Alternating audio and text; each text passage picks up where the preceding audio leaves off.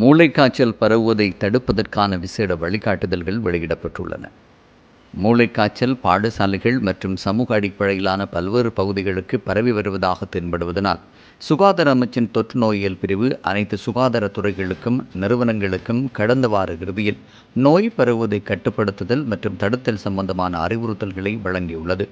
விசேட வழிகாட்டுதல்களின்படி நோயினை கண்டறிதல், வகைப்படுத்தல் மற்றும் தடுப்பு நடவடிக்கைகள், பொது சுகாதார நடைமுறைகள், பாடசாலைகளுக்கான நடைமுறைகள், மாதிரி சேகரிப்பு மற்றும் ஆய்வக சோதனைகள், மருத்துவ நடைமுறைகள், சமூக அளவிலான கட்டுப்பாட்டு நடவடிக்கைகள், திருவிழா மற்றும் சமூக வழிகாட்டுதல்கள் போன்றவை அடங்கும் என சுகாதார அமைச்சு தெரிவித்துள்ளது.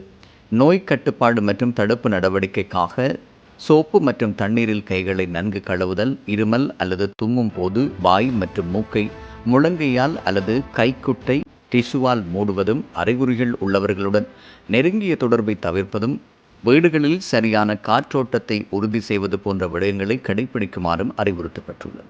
முக்கியமாக பாடசாலை மாணவர்கள் மத்தியில் இந்த நோய் பரவுவதை அவதானித்துள்ளதாகவும் தொற்று நோயியல் பிரிவு சுட்டிக்காட்டியுள்ளது. மேலும் காய்ச்சல், தலைவலி மற்றும் வாந்தி ஆகியவை முக்கிய அறிகுறிகளாகும். மேலும் மூளைக்காய்ச்சல் 7 நாட்களுக்குள் சரியாகிவிடும் என்றும் தொற்று நோயியல் பிரிவு தெரிவித்துள்ளது.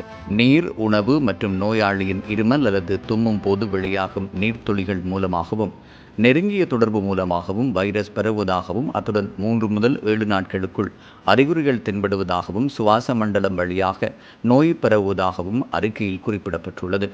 சுகாதார அமைச்சின் தொற்று நோயியல் திணைக்களத்தின் பிரதான தொற்று நோயியல் நிபுணர் வைத்தியர் பாலித கருணாபேம தலைமையிலான தொற்று நோயியல் நிபுணர்கள் குழு இந்த அறிவுறுத்தல்களை தயாரித்துள்ளது.